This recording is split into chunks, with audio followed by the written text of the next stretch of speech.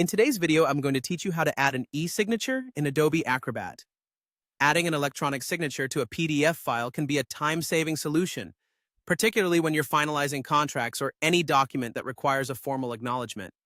This process eliminates the need for printing, signing by hand, and scanning the document back into your computer. Instead, we'll streamline the entire task right here on Adobe Acrobat. Let's dive into it. First, open Adobe Acrobat and you'll be greeted with the home page. Once there, take your cursor and hover over to the option labeled eSign.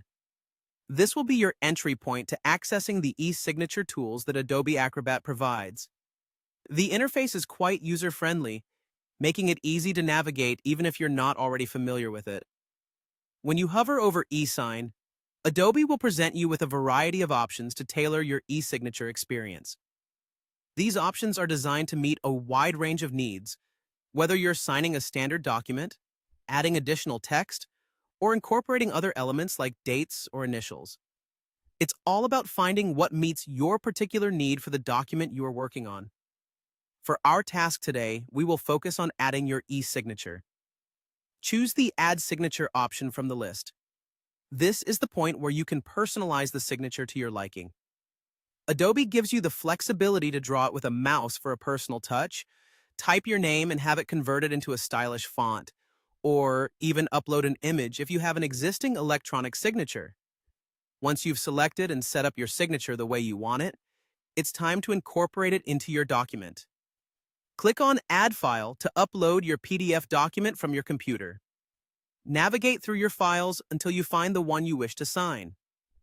After selecting the file, Adobe Acrobat will upload it and present it in the workspace where you can view the entire document. With the document open, click where you want to place your e-signature. You can adjust its size and position until it's exactly where you need it to be on the page. If you find other parts of the document that require additional input, such as dates or initials, you can also manage these from the same interface.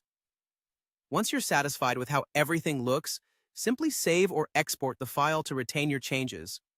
You now have a fully signed document ready to share or distribute however you need.